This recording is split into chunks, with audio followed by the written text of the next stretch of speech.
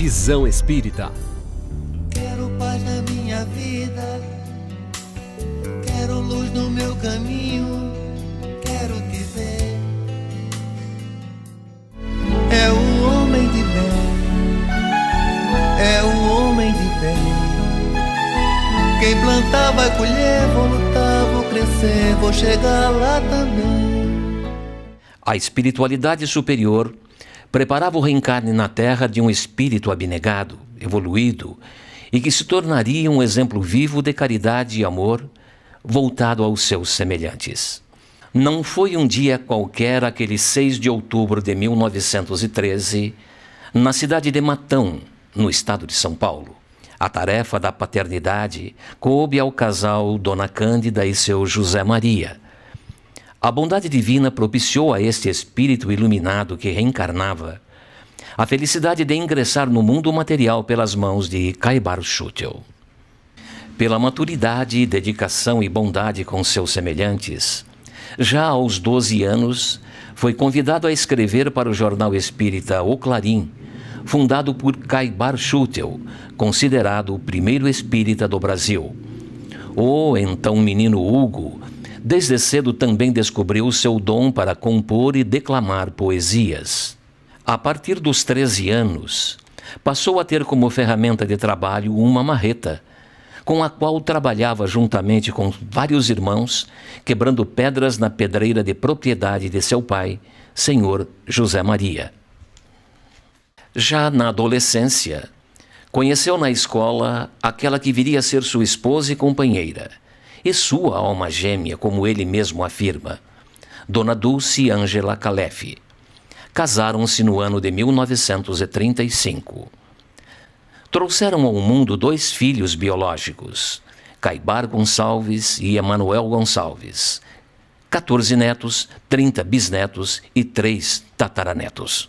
Além dos 2 filhos biológicos, Hugo e Dulce influenciaram decisivamente no encaminhamento e na educação de mais de 400 filhas do coração, através da grande obra que coordenavam o Lar Infantil Marília Barbosa. Dona Dulce retornou ao plano espiritual em 2003, convivendo, portanto, durante 68 anos com o seu Hugo, e deixou a marca da sua personalidade resoluta e coração imenso nas obras e nas atividades que os dois realizaram juntos. Caibar Gonçalves é casado com Maria Teresa dos Santos Gonçalves e Emanuel é casado com Maria José P. Gonçalves. Ouçamos o que eles dizem. Em 1945, nós viemos do estado de São Paulo, mudamos aqui para o Paraná. Meu pai veio administrar a fazenda, ficou numa fazenda perto de Londrina 5 anos, né? E ali eu fiz muita arte, eu e o Emanuel, sabe? Um dia nós estávamos tragando muita melancia, né? Ia no cafezal, explorando melancias, e ele pegou nós. Ele falou assim: vamos dentro de casa, os 2 ficam lá no quarto, pelado para apanhar. Aí quando ele chegou de tarde, nós ficamos lá a tarde inteira. Chegou de tarde, minha mãe perguntou para ele por que nós estávamos lá. Ele falou: mas estão lá ainda? Estão. Ah, manda eles pôr a roupa, chegou. Ele ficou por isso, né? Nunca vi eles brigarem. Às vezes meu pai falava com ela falava um pouco mais alto, ele falava: calma, Dulce, calma, o que é que está acontecendo? Aí um dia lá, ela ficou brava, ele veio embora aqui para o escritório. Daí um pouquinho ele voltou. Você, por que nós estamos bravos um com o outro? Para com isso, né? E nunca mais eles... Foi assim essa conversa, mas não desde que eu me senti, comecei a entender, e até eu me casar, e mesmo depois, nunca vi eles brigarem. Se davam muito bem, graças a Deus. Então isso daí, para mim, foi uma escola verdadeira, né? Pode dizer vários legados, né? Honradez, simplicidade, honestidade, um autêntico cristão mesmo. A doutrina espírita, ele vive, com o exemplo dele, ele dá, sem falar, o comportamento dele, você vê que ele é um cristão mesmo, verdadeiro. Deve ter mais legal, bondade, né? Ele tem uma bondade muito grande, uma paciência inigualável. Então, moderno, com toda a idade dele, ele é um ser humano moderno. Não é porque ele é um autêntico espírita que ele tem que andar de qualquer jeito, ou a simplicidade exagerada, vamos dizer. Não, ele é moderno. Ele é moderno no trajar, ele é moderno no falar, ele é moderno no agir, ele é atual nas músicas também. Então, ele acompanha o progresso. Então, isso eu acho bonito nele. Além de ser o autêntico espírita mesmo que ele é. Cheio de amor mesmo. A gente viajou muito por esse Brasil, não vou dizer que seja no Paraná, que nós fizemos São Paulo, já fui a Curitiba, Jaú, enfim, várias cidades longe daqui. A gente ia quase todos os sábados, a gente viajava, ele ia fazer a palestra e a gente era o médio de transporte, como diz o ditado, né? Então a gente procurava sempre estar junto com ele. Mamãe era uma pessoa espetacular. Ela não tinha tempo ruim com ela. Os casos interessantes, que mamãe me acompanhou muito. Eu, na época, trabalhando na gráfica, quando foi pelos anos de 74, 75, nós ficamos sem representante de papéis na região. Ficamos mais de um ano sem gente para vender papel. Não tinha como comprar papel para gráfica. Então eu ia buscar papel em Curitiba. Aí aproveitava e levava também a documentação que era feita do lar. Tinha que levar pessoalmente em Curitiba. Então já levava os papéis, a documentação, e aproveitava, passava no depósito de papel, comprava o papel e trazia para trabalhar, para poder trabalhar. E minha mãe nunca teve preguiça. Eu falei, mãe, amanhã eu vou a Curitiba. Eu vou também. Ela estava disposta, saía comigo às 5 horas da manhã daqui, mas passava quase 24 horas dentro da Kombi. E ela era minha companheirona de viagem. E, enfim, de todos os momentos, minha mãe sempre foi um colosso de mãe. Para mim foi uma bênção muito grande. Muito, muito mesmo maravilhosa, divina. Porque encontrar paz assim, como esse casal, acredito eu que é o impossível. Não tenho nem palavras para agradecer a Deus, primeiramente, por ter me colocado nesse cantinho de céu, o que é que representa para mim o Lar Infantil Marília Barbosa. Um verdadeiro cantinho do céu aqui na Terra. E eu me sinto, olha, felicíssima por ter encontrado esse casal que me criaram, me instruíram, me educaram, me fortaleceram para a vida.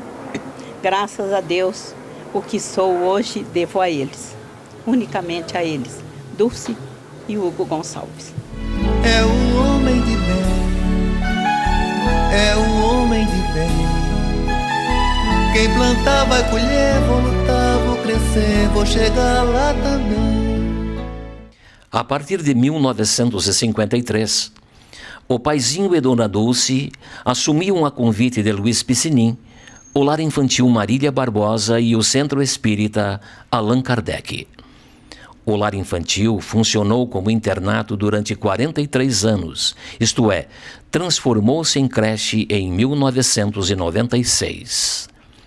Durante esses 43 anos, o senhor Hugo e Dona Dulce acolheram de forma direta, permanente e transmitiram muito amor e valores de vida para mais de 400 meninas, que hoje são cidadãs, mães, avós, profissionais e rendem sua gratidão ao senhor Hugo e Dona Dulce.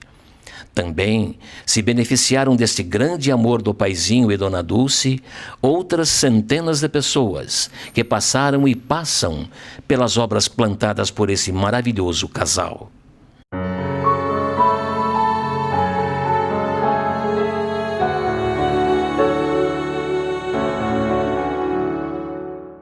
E deixes cantar no seu coração. Trabalhas, confia e segue a Jesus, divino pastor que a tua alma conduz. Por isso sua voz. Da infância da gente, como tudo foi tudo muito difícil para ele, e ele sempre teve muita força para sustentar todas nós.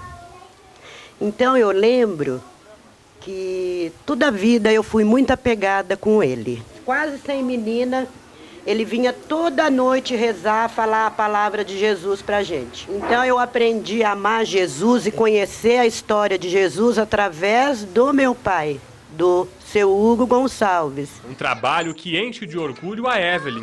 Ela viveu aqui dos 4 aos 19 anos. Casei, formei a minha própria família e hoje trabalho aqui. Quando eu precisei, ele me estendeu a mão, tão pequena, né?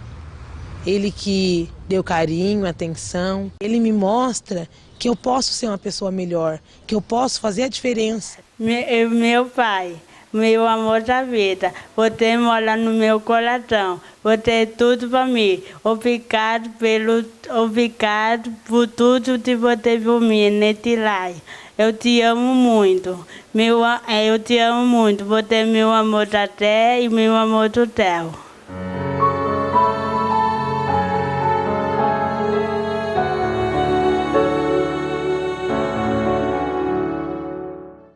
O casal de semeadores jogaram as sementes na terra e souberam com esforço e dedicação cuidar muito bem.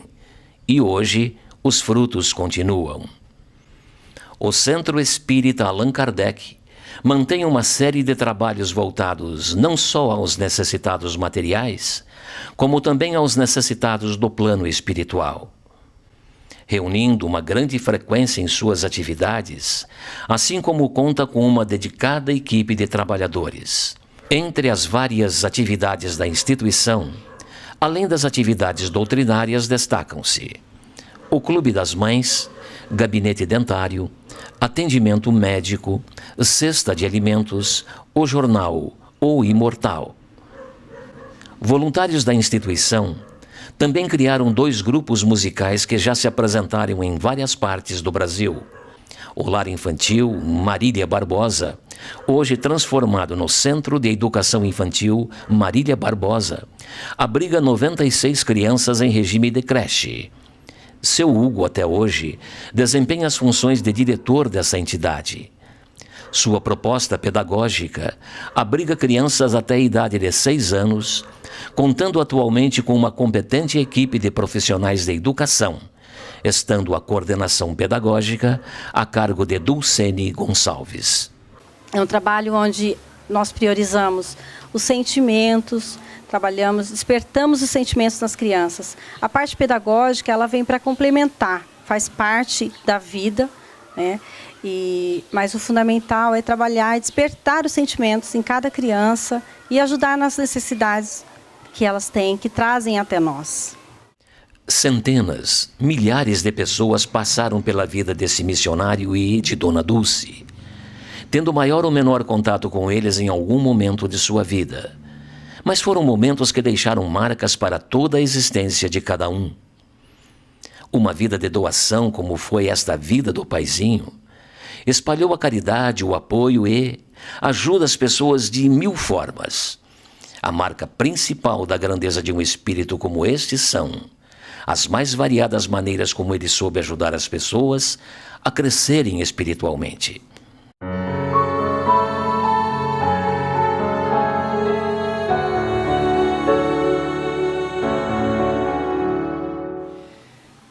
O seu Hugo, na verdade, ele nos trouxe uma infinidade de lições. Eu digo, e já disse muitas vezes, que o seu Hugo, até calado, ele nos dá exemplo. Até mesmo sem dizer nada, ele está nos ensinando. Quando nós começamos na participação dos trabalhos dele aqui em Cambé, nós vimos de Arapongas até aqui, e ele sempre dizia para mim: Pedro, você vai se preparando porque você vai precisar fazer palestras. Eu falei, mas quem sou eu? Sou um simples caminhoneiro aqui, porque eu ainda estava nessa época ainda trabalhando com caminhão. Ele falou, não, mas você se prepara. E nós então começamos a buscar no livro dos Espíritos, no livro dos Médiuns, argumentos para poder, na hora da palestra, nós podemos narrar então. E quando ele percebeu isso, ele disse assim para mim, Pedro, deixa a parte científica, deixa a parte filosófica, as grandes mentes, os grandes pensadores. Nós precisamos do Cristo. Tome o Evangelho nas mãos e não largue mais. Continue com ele, porque não somente nós, mas a humanidade necessita das lições do nosso querido Mestre Jesus. Esse foi o primeiro exemplo que ele me deu. Então nós temos certeza de uma coisa, que a obra não é nossa, a obra é do Cristo. Nós somos pequenas formiguinhas de trabalhadoras, né? Com a boa vontade, e nós damos a nossa contribuição pela obra do Cristo aqui na Terra. Mas para essa obra ser completa, tem que ter um administrador, né? Então esse administrador foi o seu Hugo, durante essa vida toda, nossa, aqui nessa casa, a dona Dulce. Como eu disse, falar de Hugo sem falar de Dulce fica muito vazio. E eu tenho muitas lembranças, muitas saudades. Eu tenho, assim, momentos de alegrias nessa casa, lembranças de criança, como eu disse, né? A visão da criança. Então, esse homem e essa mulher são pessoas fantásticas.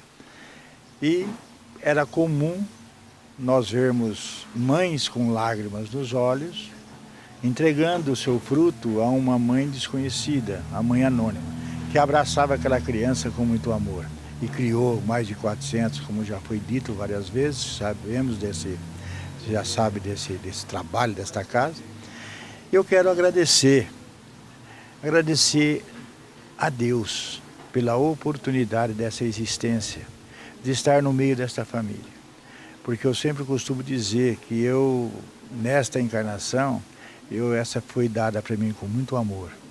Porque eu sei que eu sou um espírito que muitas falhas ainda, no meu passado talvez, que deve ter tido muitas dívidas, né? Então eu caí aqui e fui amparado por essas criaturas abençoadas. E devo parte dessa existência a esse iluminado espírito Hugo Gonçalves, que se veio nessa existência como um tio para mim. Eu conheci ele com 40 anos e hoje eu sou uma pessoa que eu posso dizer que ainda não venci tudo, mas tenho grande chance de vencer pelos exemplos que aqui eu recebi nesta casa. Então eu agradeço a vocês pela oportunidade e pedir a Jesus que continue abençoando esta alma querida. Bem, falar do seu Hugo Gonçalves, esse jovem que completa 100 anos, parece que as nossas palavras nunca são suficientes para falar dele. Mas sempre que eu penso no vô, uma paz nova toma conta de nós e eu imagino assim, se Jesus é o nosso caminho, verdade e a vida para a gente chegar a Deus, o vô é o nosso caminho para nós chegarmos a Jesus, né? A vida dele nos padrões de Jesus é algo assim que nos fortalece, nos obriga a sermos melhores. Enfim, para aqueles que têm vontade de aprender e um olhar observador e atento para a vida dele, sempre tira lições essenciais. Eu costumo dizer e brincar com ele mesmo, ainda bem que a gente tem a oportunidade de dizer para ele, que ele é um mestre, né? Porque da vida dele a gente tira lições essenciais para buscar colocar em prática na nossa vida. E ele é um artista também, porque a vida dele é uma obra de arte, né? A gente vê expressão de beleza, expressão de bondade, e arte é isso, né? O belo e o bom ali. E a vida dele é algo que a gente frui, né? A gente se deleita observando a conduta dele. Hugo Gonçalves. Quem é este homem Quem foi em vidas passadas esse Espírito que, encarnado entre nós durante 100 anos, só distribuiu amor e compreensão? Nenhum Espírito se torna tão grande e extraordinário em sabedoria e amor como o Paizinho, de um dia para outro ou por uma preferência especial da bondade divina. Todo o grande Espírito construiu sua grandeza e seus valores durante milênios em situações de derrotas, vitórias íntimas, forjando uma construção própria e que hoje se apresenta a nós como almas diferenciadas, como é o caso real do Paizinho de Cambé. Perguntamos: quem foi Hugo Gonçalves? Fomos buscar esta resposta diretamente no depoimento do autor do livro, que nos dá essas pistas. Hugo Gonçalves, o homem que se lembra do Sermão da Montanha. Posso falar? Posso falar? Lógico, pode. Agora eu estou autorizado, agora eu fico mais à vontade, porque ele me autorizou, vocês são prova que ele me autorizou a falar umas coisas dele que a humildade dele, a modéstia dele não permite. Bom, então nós, como de costume, cada um fez um comentário rápido sobre o Sermão da Montanha. Aí a palavra final sempre foi dele. Nós estávamos todos comodamente sentados, ele se levantou. Toda vez que o seu Hugo fala do Evangelho, ele se levanta. O Isaac Newton, toda vez que falava a palavra de Deus, ele tirava o chapéu. O seu Hugo, toda vez que fala do Evangelho, ele fala de pé. Aí ele começou a falar e se entusiasmou bastante. Então ele começou a dizer, dizendo que Jesus vinha no barco de Simão Pedro e quando desembarcou ali já viu uma multidão grande de pessoas que esperavam por ele para ouvir os seus ensinamentos. Aí ele disse que naquele momento do desembarque, veja só esse detalhe, na hora do desembarque, uma brisa suave e perfumada vinha do mar da Galileia e fez esvoaçar os cabelos de Jesus. Quando ele falou isso, ele colocou as duas mãos assim no rosto. Aquilo me chamou a atenção. Olhei, não tinha nenhuma janela aberta, não tinha nenhuma corrente de ar. Aí ele quase falou tão emocionado que quase chorou. E terminada a reunião, eu cheguei no seu Hugo assim e disse: seu Hugo, agora você não escapa. Me diga com sinceridade por que o senhor colocou as mãos na cabeça quando falou da brisa que esvoaçava o cabelo de Jesus. Por acaso os seus cabelos também estavam esvoaçando? Aí ele começou a querer tirar o corpo fora. Que ele tem muito zelo pelo saldo capilar, que é maior do que o meu. E aí eu disse: não, me diga assim, eu notei algo disso, além da sua emoção, a grande emoção, o senhor colocou as mãos como se estivesse prendendo os cabelos. Aí ele não teve saída, ele disse: olha, eu estava narrando o que eu estava vendo. E eu me senti lá junto com aquela multidão que estava aguardando Jesus. Aí ele continuou a falar daquele momento, e quando Jesus foi até o monte e fez o famoso sermão, ele disse que sentia aquilo como se fosse real. Ele viu e sentia como se ele estivesse vivenciando aquelas passagens. Aí eu disse: ó, seu, vamos fazer o seguinte, eu estou escrevendo alguma coisa sobre a sua vida, o senhor vai pôr isso no papel.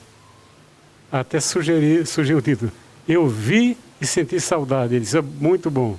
O senhor já de outras vezes ele havia falado que de vez em quando ele sonhava com aquelas andanças de Jesus, aqueles ensinamentos. Ele dizia o seguinte: olha, eu tinha a impressão que eu estava ali vivenciando tudo aquilo. Eu falo algumas vezes para os parentes e amigos mais próximos, mas ficou nisso aí. Aí nesse dia eu tirei a conclusão de que não foi sonho, foi vivência pura e verdadeira. Seu Hugo esteve com Jesus naquele tempo. Ele é um cristão primitivo. Aí eu até então eu não sabia qual ia ser o título do livro. Então, como ele disse que esteve presente ao Sermão da Montanha, ele viu e ouviu Jesus falar. Então, eu dei esse título. Hugo Gonçalves e o homem que se lembra do Sermão da Montanha. Então, aí eu respondo a sua pergunta. Então, eu sei de outros fatos, vou contar só mais um. Existe aqui o seu Hugo liderou 30 ou 40 caravanas para Uberaba, Araxá e Sacramento.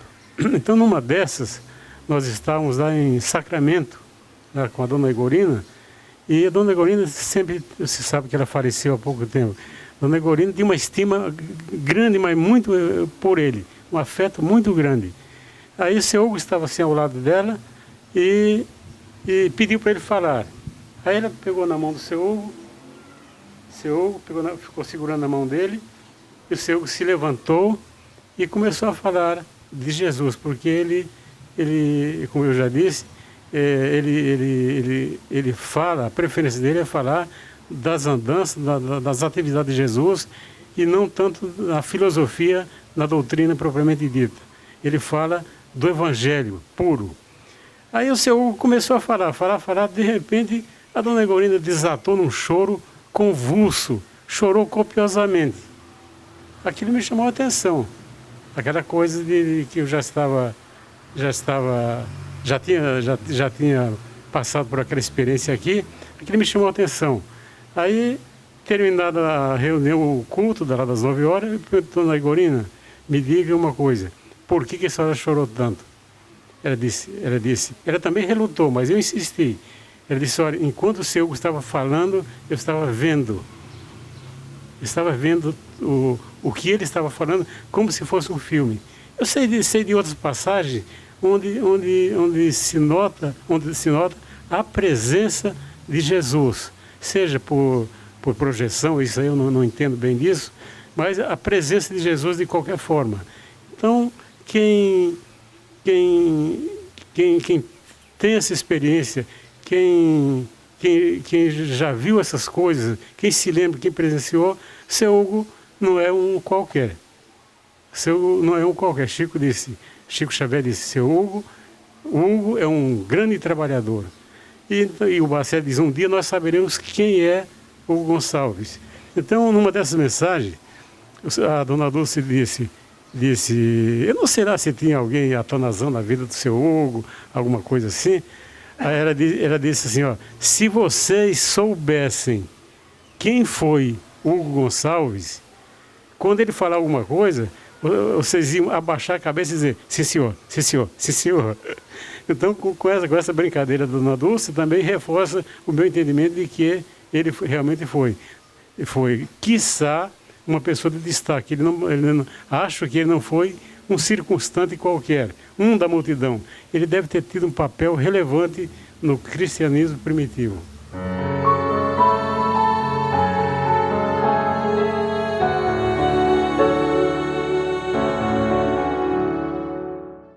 No 5º ano de medicina já me falavam do seu Hugo em Cambé. Eu estudei em Londrina, vim do interior de São Paulo, de Itapetininga. E o pessoal aqui, amigos meus da faculdade, diziam, procura o seu Hugo em Cambé, você tem uma sensibilidade diferente, isso aí tem forma de orientar. Mas só no 3º ano já de formado, trabalhando na Santa Casa de Cambé, é que eu tive a oportunidade e acho que me aproximaram do seu Hugo definitivamente, da casa do qual nunca mais me afastei. Eu tinha atendido uma menina que havia tentado suicídio, já estava no 4º dia que ela estava internada, e era a 4ª vez que ela tentava suicídio, 16 anos de idade. E me chamava muito a atenção por ela ser uma menina de uma depressão profunda, mas com aquela vibração densa, pesada, de um ambiente obscuro, de quem não tem fé, não tem esperança na vida. Eu passava a visita nos meus pacientes e quando eu a visitava, eu sempre deixava por último porque ela estava com uma hepatite e ela era uma tristeza profunda voltada para a parede. No 3º para o 4º dia, eu saí na hora do almoço e passei na frente do lar infantil aqui do seu Hugo. O seu Hugo estava saindo do centro. E eu senti aquele ímpeto de cumprimentá-lo. Fazia 3 anos que eu estava em Cambé e não o conhecia pessoalmente. Eu falei, o senhor é o seu Hugo? Ele falou, eu sou. Me apresentei e contei para ele um pouquinho de quem eu era. Ele falou assim, venha hoje à noite que vai ter um estudo com o Dr. Luiz Carlos Pedroso, ele é médico de Rolante. Um grande amigo, foi o orientador do início das minhas atividades espíritas. Já desencarnaram uns 15 anos. E eu vim à noite assistir aquela preleção maravilhosa sobre a vida depois da vida, sobre a reencarnação. Quando terminou, o seu Hugo me convidou para ficar para a segunda parte. Eu não sabia o que era a segunda parte.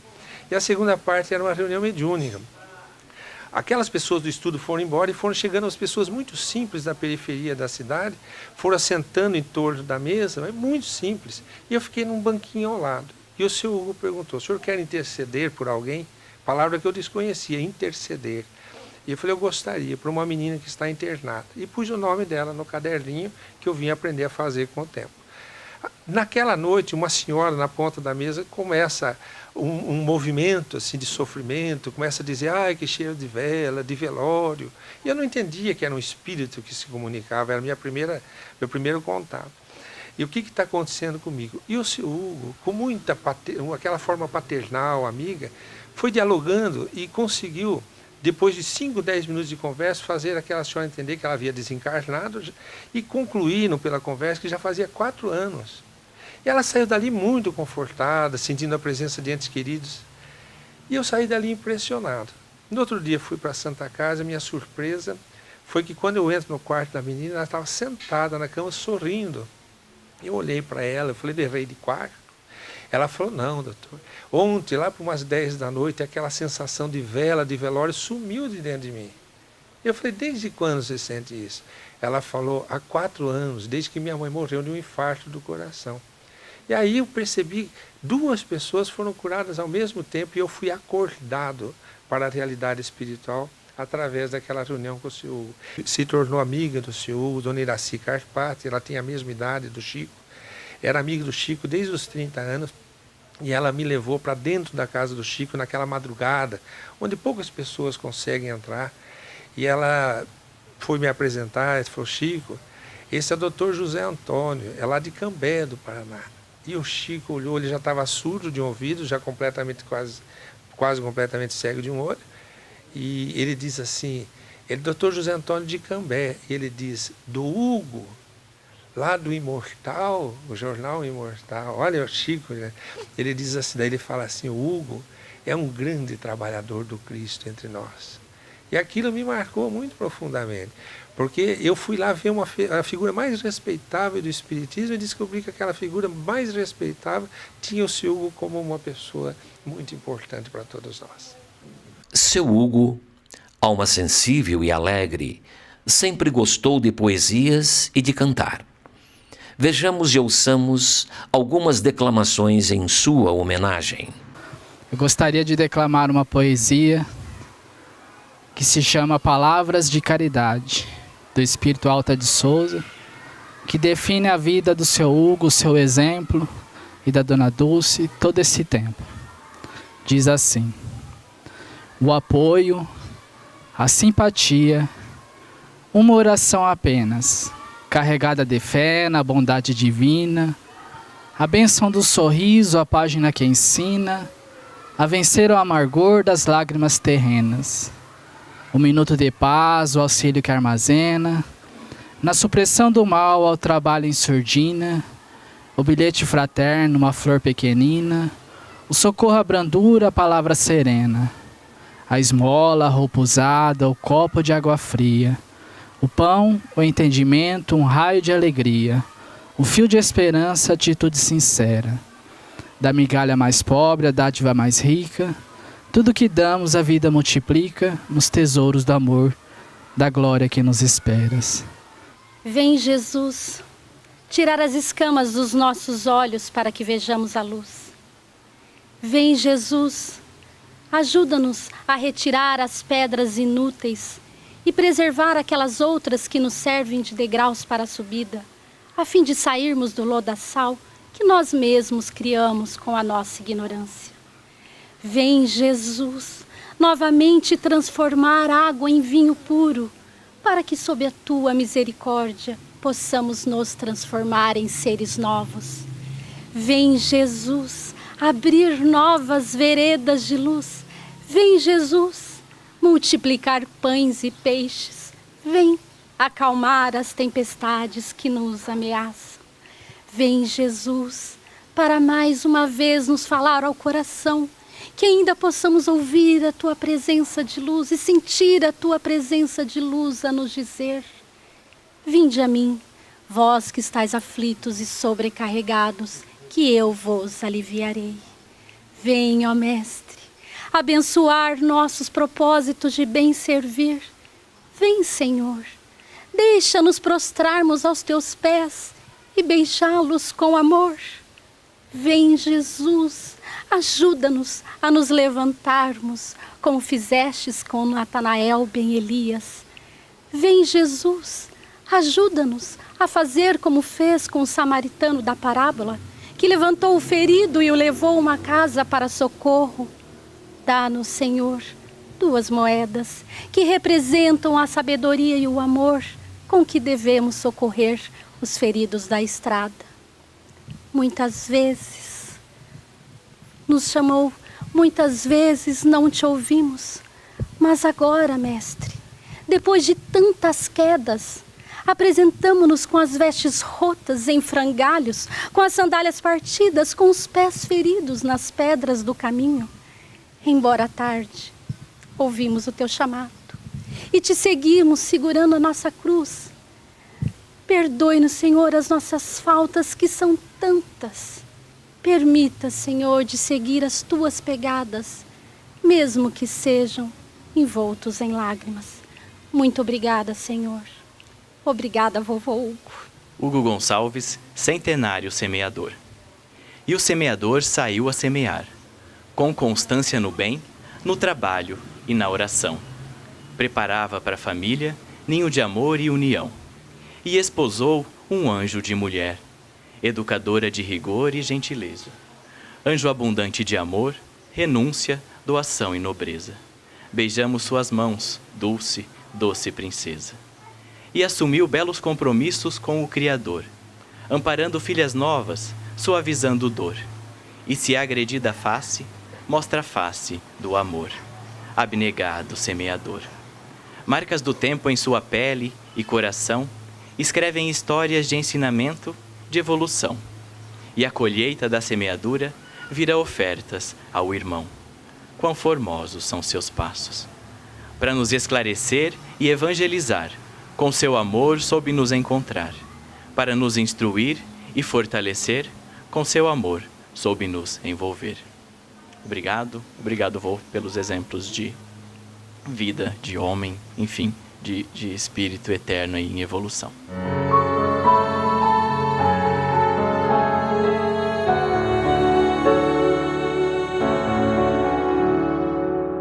O Gonçalves é um mestre.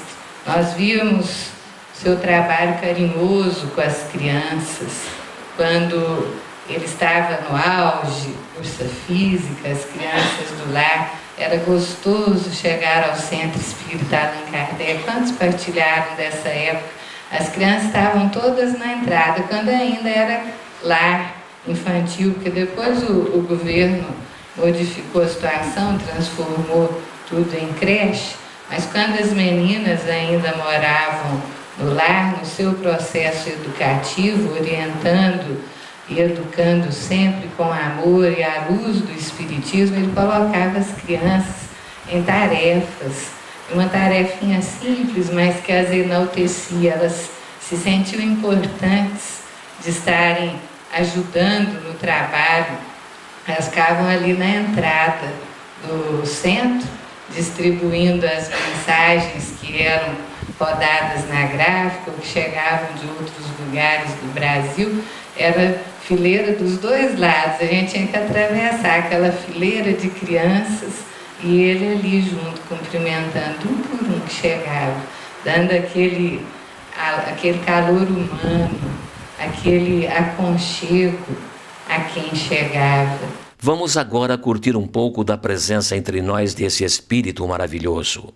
O paizinho teve sempre um espírito alegre, brincalhão, e continua nos seus bem vividos 100 anos de reencarnado, cultivando essa jovialidade que a todos nós encanta. Célio. Ele era médico. Mas ele... Então nós fomos posar num albergue noturno. Ele ficou numa cama e eu fiquei do outro lado. Eu olhei em cima da mesa assim, eu vi um rolo daquelas, como é que chama? Barbante. É um negócio lá, né? Eu peguei, saí, como foi daquele, fui lá e amarrei no pé dele. Não, amarrei no pescoço dele, né? Aí, quando ele estava querendo dormir, eu ia puxando devagarinho e ele puxava para cima. Aí eu ia soltando, até que uma hora eu puxei de uma vez. Acordou todo mundo no albergue. Ele deu um berro. Na sua descontração de espírito alegre e transparente, também se tornou um fervoroso torcedor do Corinthians. Tem orgulho de mostrar até a caneca corintiana que ganhou e não larga dela. Salve o Corinthians, campeão dos campeões. Alegria do povo. Eita nós! Eita nós! Como ele gostava de piada, né? Tem uma piada muito interessante de um colega médico que veio aqui e falou para ele assim: seu Hugo, estava deprimido, o doutor, né, meu colega médico, falou assim: seu Hugo, eu tenho 90 dias de vida. Aí ele olhou para o doutor e falou assim: calma, 90 dias passa logo. E o médico começou a rir. O médico era espírita, da família espírita. Começou a rir da piada e riram, e saiu da depressão. E passaram a conversar e passou uma tarde agradabilíssima. Ele me contou uma tarde agradabilíssima com ele. Quando pegou o carro no fim da tarde e foi embora, a depressão tinha ido embora.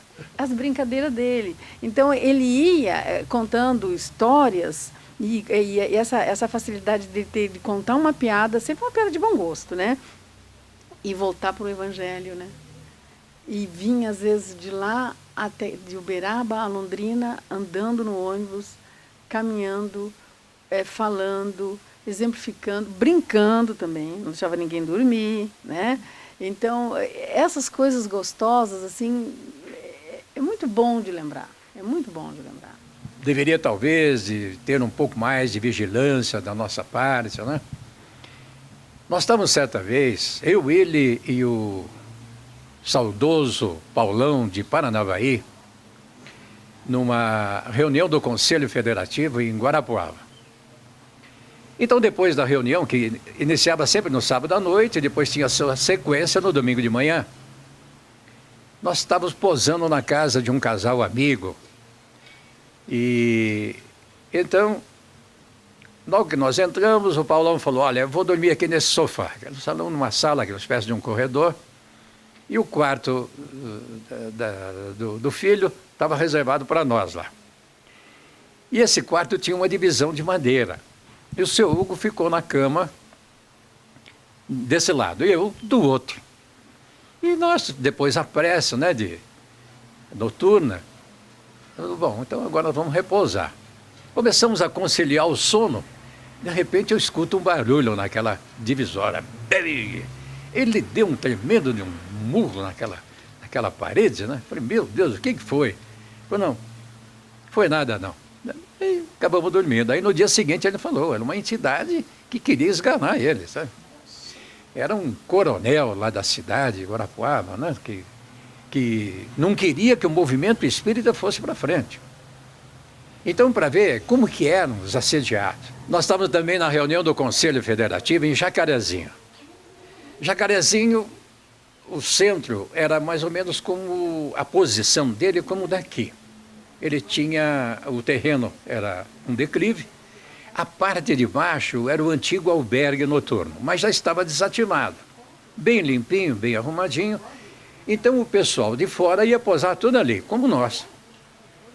Eu sei que depois da reunião, Nós fomos deitar, ele deitou numa cama do lado, eu deitei aqui, e os outros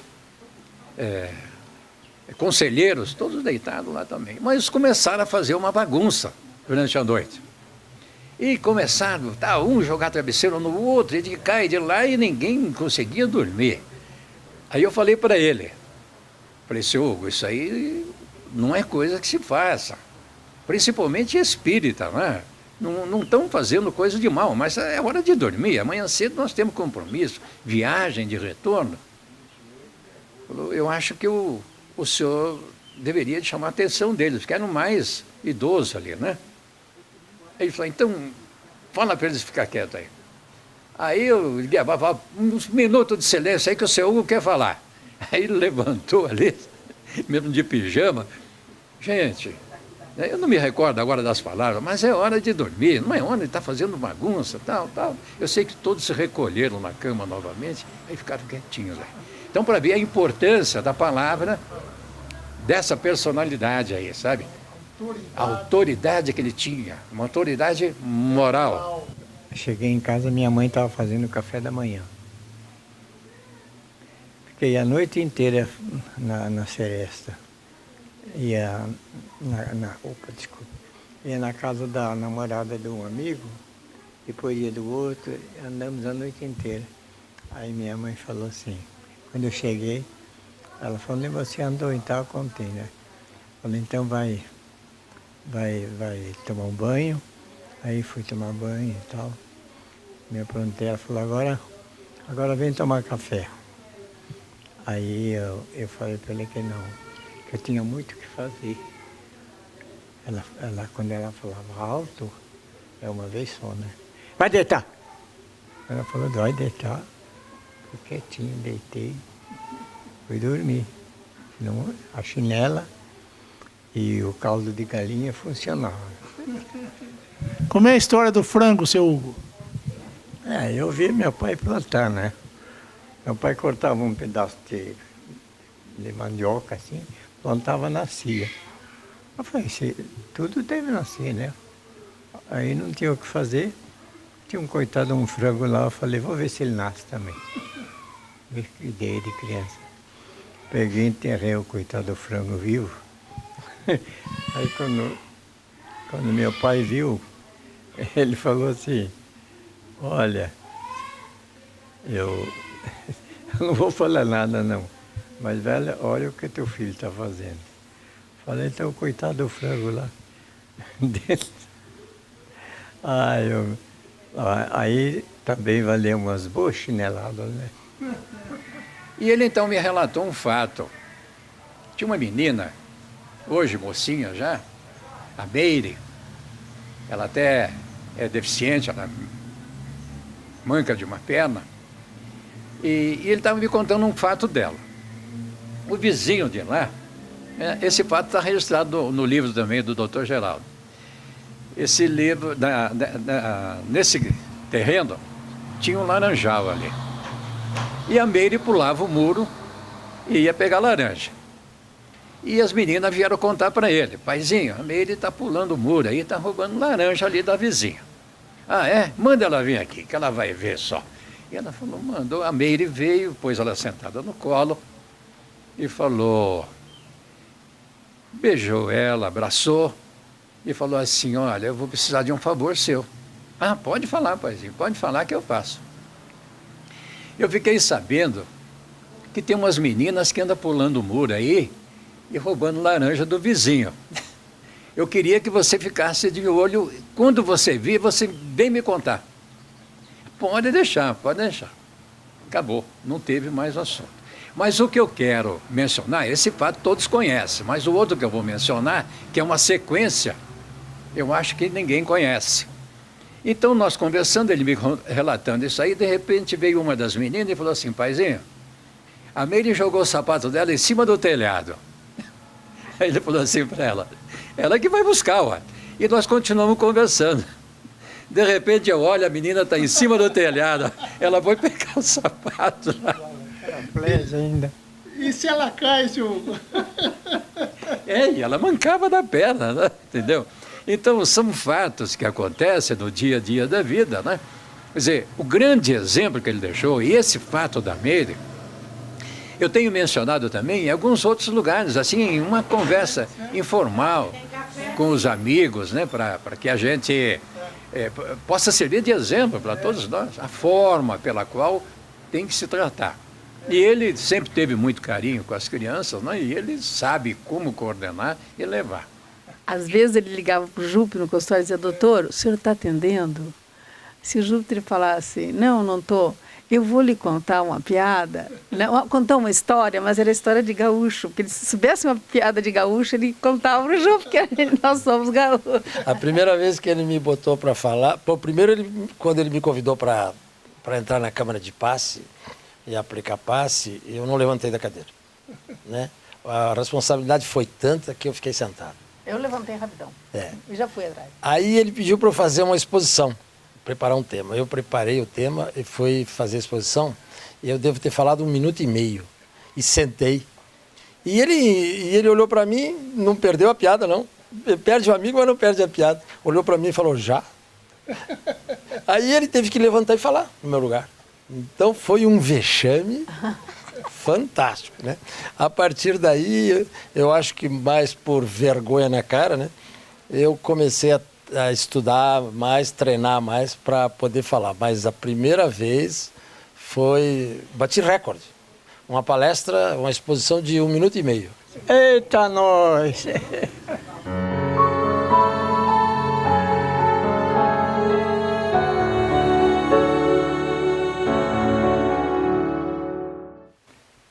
Eu cheguei porque eu não fumo, não bebo, não jogo, não falo mal de ninguém. Então, estou aqui.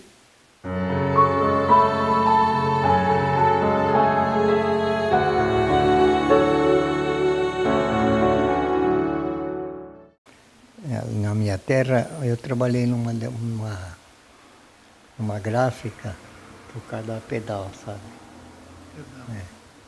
Então eu trouxe aquela na mente de fazer coisa mais ou menos igual. Então foi o que eu tentei fazer e graças a Deus consegui fazer o Imortal, né? E por que esse nome? O Imortal? Porque uma ocasião, quando eu falei que eu estava fazendo, o professor Leopoldo Machado, o famoso professor, ele ficou sabendo que eu estava querendo fundar um jornal e mandou me chamar. Eu fui lá. Aí ele falou assim para mim, você é louco. Aí eu falei, por quê, professor? Porque já nasceram tantos jornais e morreram no tempo. Aí eu falei, mas professor, o senhor não se esqueça de que ele tem um nome, Imortal. Então ele não vai morrer, não. Aí ele falou, veremos. Está aí.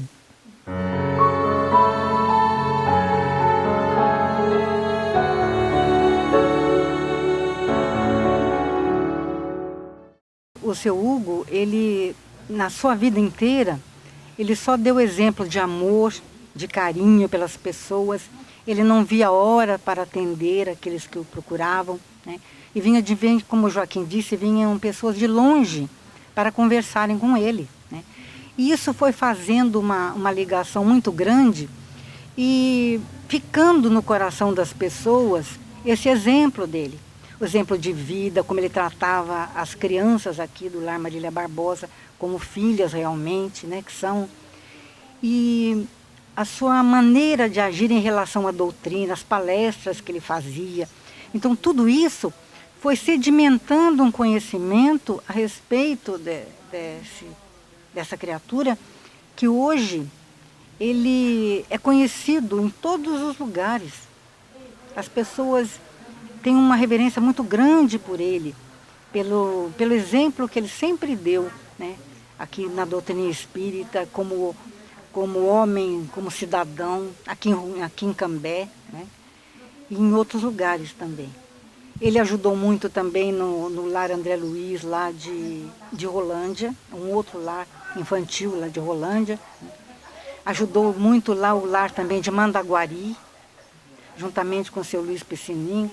Então é uma figura notável e esse exemplo dele vai permanecer, porque já se espraia por todos os lugares. E esse conhecimento, esse exemplo dele vai passando de pessoa para pessoa. Joaquim, você quer falar alguma coisa sobre esse ponto? Uma coisa muito importante no seu Hugo é que, você sabe, uma casa espírita bem estruturada, ela vira um farol. E você sabe que nos centros espíritas, muitos problemas são resolvidos, não é verdade? Quase todo mundo procura o centro espírita porque está com um problema, coisa assim. E as casas espíritas também têm os seus problemas, porque muitos integrantes, eles têm lá as suas diferenças, os negócios. Não é muito fácil, a gente sabe que é muito mais fácil em outro lugar as coisas também, porque os centros têm essas dificuldades. E aqui ficou esse centro de poder ajudar a resolver esses problemas. Então, lá não sei aonde, está com um problema? Vamos lá no seu Hugo. O seu Hugo passou a ser um amigo das horas certas, das horas incertas, aquele conselheiro, aquele amigo, aquela pessoa que nos ensinou cada dia mais a servir, que nos mostrou toda ética e moral, todo trabalho. Quando tinha qualquer dúvida, a gente ia falar com o seu Hugo, ele muito paciencioso, espera que Deus vai colocar o caminho certo, vai dar certo. Então, sempre ponderado, a pessoa que nos ensinou, nunca chegou assim, Paulo, faça assim, eu faço assim. Espera que vai tudo acontecer certinho. Cada viagem que nós tivemos em Uberaba, aonde nós fomos, a porta aberta. Então eu sempre aproveitava, acompanhando ele, gostava de dar o braço para mim, nós andávamos. Então eu sempre estava bem acompanhado. Eu ia parar no primeiro lugar, porque tinha um lugarzinho dele reservado na frente, e eu aproveitava a boquinha, estava acompanhando ele. Eu estou sempre acompanhando o seu Hugo. Onde o seu Hugo vai, eu estou de braço com ele, que com certeza eu vou ter ali o lugarzinho bem ali. Mas o seu Hugo é uma pessoa que todos têm um carinho muito grande. Eu sou Maria das Graças, Paizinho me conhece como Tata. Estar aqui hoje assim, eu acho que a homenagem é mais para mim do que para o Paizinho, porque ele é uma pessoa fantástica, de luz, de amor, de sabedoria, de tanta humildade, de tanto carinho que esse homem tem por todos esses filhos de Cambé.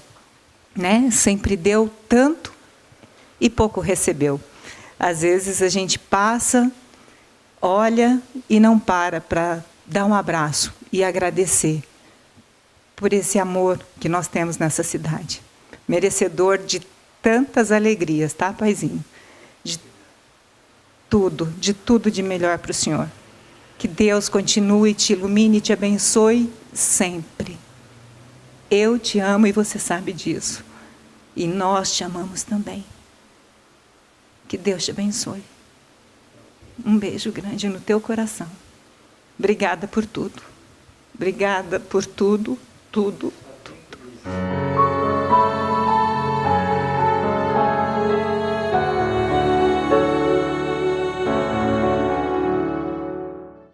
Eu tinha uma vontade imensa de conhecer o Chico. Eu queria chegar perto dele e cumprimentá-lo.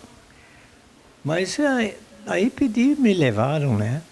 E quando eu cheguei lá, eu vi o número de gente que estava ali. Tinha não sei quantas caravanas que vinham lá do Nordeste para ver o Chico. Na época ele era o coqueluche, né? Aí eu falei para ele, como é que eu vou ver o Chico no meio de tanta gente, né? Aquele mundão de gente, assim, aquela fila. Aí, de repente, alguém me bateu no braço, assim. Eu olhei, era o Eurípides, o pretinho lá. Ele me pegou assim pela mão, me puxou e me levou. Não falou nada, só me levou. E demos a volta, fomos por trás. E quando eu cheguei, que eu entrei por trás, quando a porta abriu, o Chico já estava me estendendo a mão. E falou para mim assim, como é que vão as coisas por lá? Como é que vai o imortal? Como é que vai isso, aquilo? Ele foi falando tudo, né? Eu fiquei pensando, falei, esse é bruxo. Nunca tinha visto você? Nunca tinha visto, nunca tinha me visto. Ele me perguntava, Me pegou uma série de coisas do meu tempo de criança. Aí eu fiquei encantado, né? Porque, bom, Chico é o Chico, né? É o homem de bem, é o homem de bem. Quem plantar vai colher, vou lutar, vou crescer, vou chegar lá também.